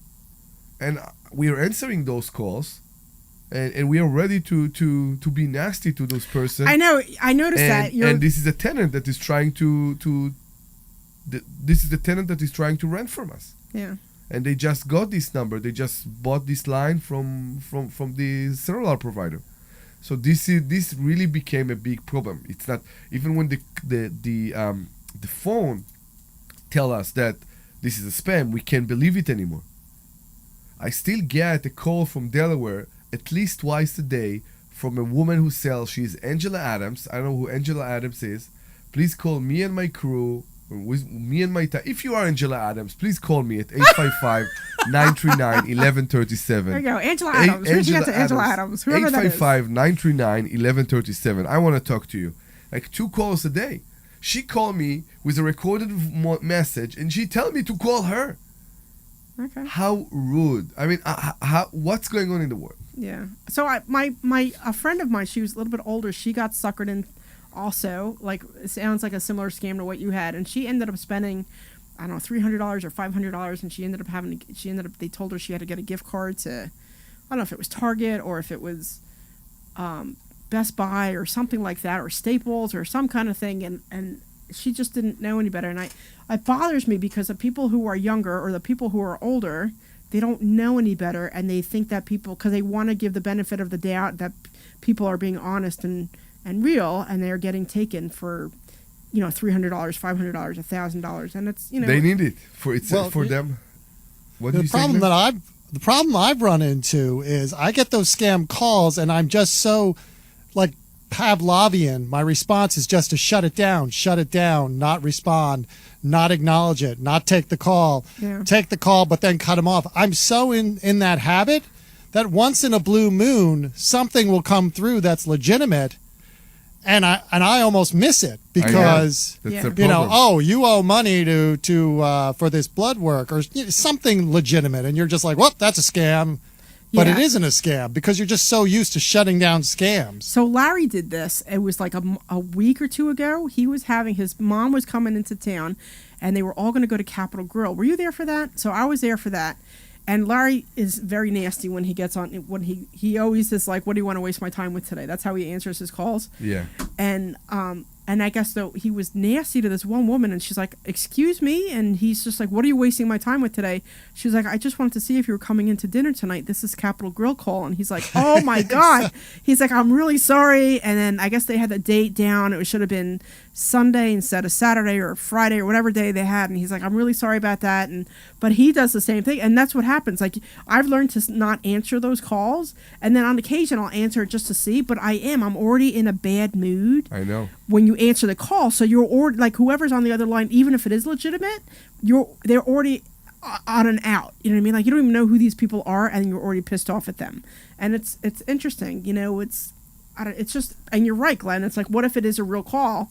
And then I'm thinking, if it's a real call, they'll leave a message, and then I'll respond. You know what I mean? But it is. It's like it's gotten so bad. And here at the school, we've gotten so many spam calls that we put a thing in place where if it's a real call, if you are a human, that's what it says. If you call the school right now and it'll answer, it'll says, if you are a human, press 1 and you'll be connected, and then it comes to us. Otherwise, it's because we were getting so many calls a day that it was just all junk, and it was really a problem, you know. So if people will put their attention into the right places, my God. I know it's. You know, they work so hard to come up with these scams. If they just had like a real job and a real life and a real way to make money, it's like this wouldn't even be necessary. If you do have a story about a spam call that keep bothering your life, please call us 855-939-1137. 855-939-1137. We'll be very happy actually to hear about that because we are living those stories every day. It became ridiculous. There's a thing, and there's a couple things and it goes against you because there's one. It's like an app. It's called RoboKiller, and I used it for a little while, but then I realized that my phone is a business line, and it probably wasn't a good way to go.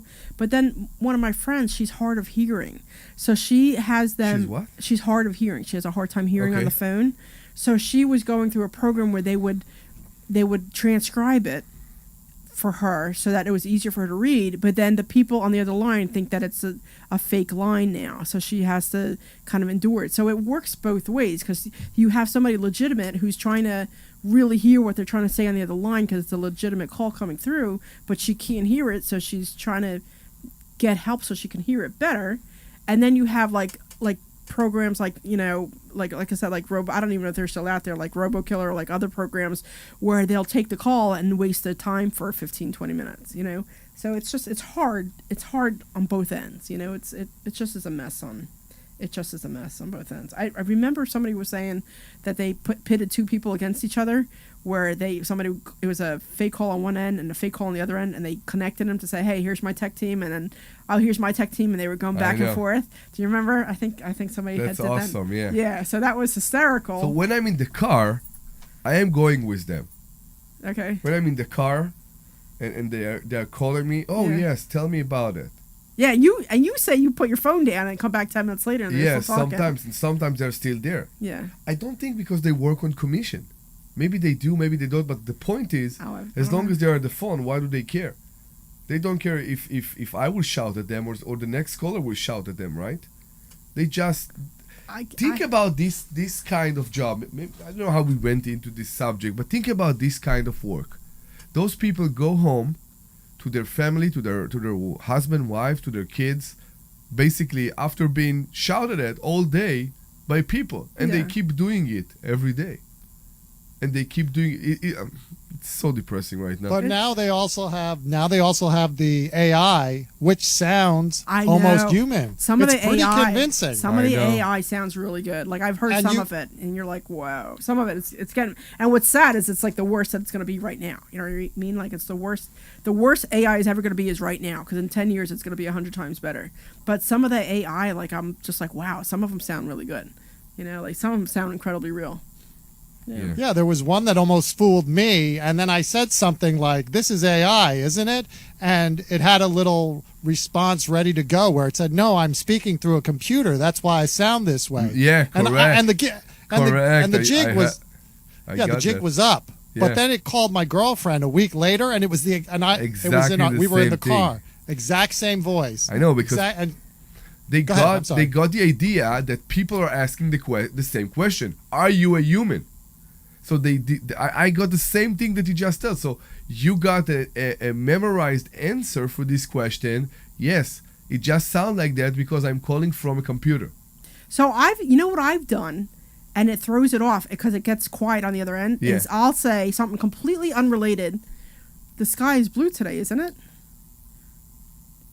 And then it just doesn't say anything, or it'll repeat the same thing it just said, and I'm like, oh, this is AI.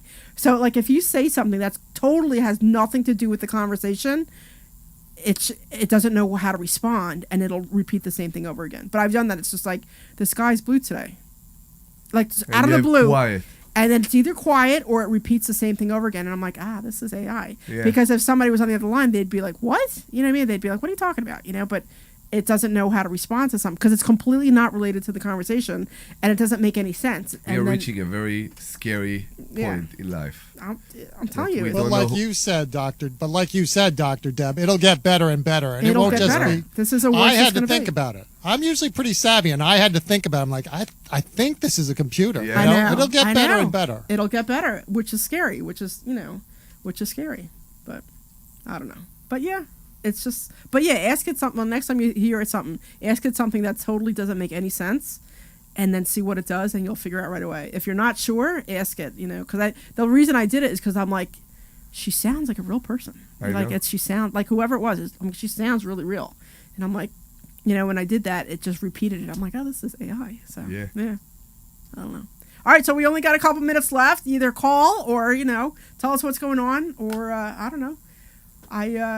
We have somebody texting. It says, okay, so this is so not a question that we talk about on the air. Yeah, on the air. Yeah, so, You have a question from a student here on the chat. We'll answer it personally. Yeah, so we dealt with a lot today. We talked about the stock option and the covered call challenge. We talked about real estate. We talked about landlording, tenant, even squatters. And now we talked about spam calls. And now we're talking about spam calls. Exactly.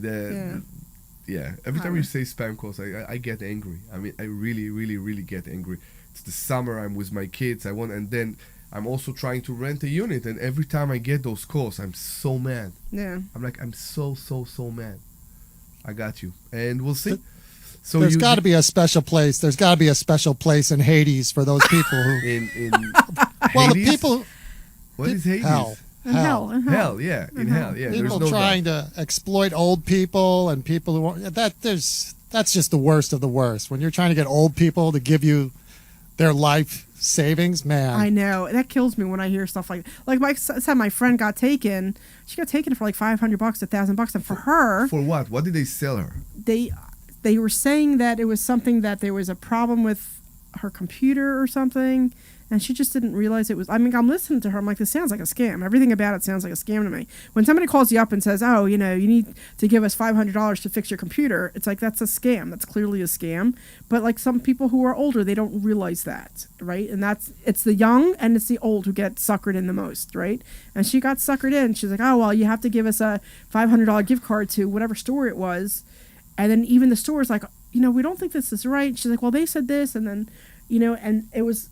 So she ended up losing like money, and then I said, "Listen, I'll pay for your gift card." They do it so vague. I know. And it just kills me because for her, she's 80 years old. I mean, like $500 is probably half her check. You know what I mean? Know. Like, so it just kills me when that happens, and it's just clearly my daughter just got suckered for $300. So it's frustrating because she should know better, and you know what? It happens to all of us. I guess now she'll be more educated. Yeah. She'll be more careful. She'll be more careful, and Correct. then my friend also will now be more educated and aware, and it won't happen again. But they have to lose money in the process to do that, and it just sucks. So we want to remind you that if you want to get Larry's book, the Money Hacks book, if you want to get the digital copy, you can text the word hacks HACKS, hacks, to 26786, and we will send you a free copy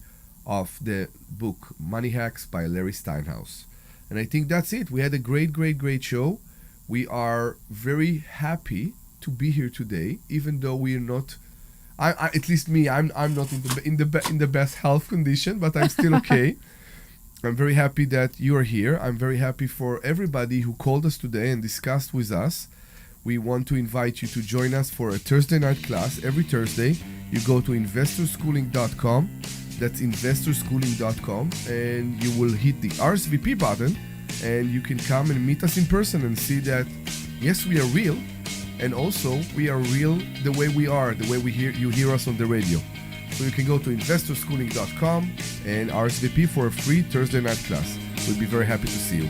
Bye-bye. This program is paid for by Investor Schooling. All opinions or statements expressed on the program are solely those of Investor Schooling or their guests and do not reflect the opinions of WPHT or Odyssey. WPHT.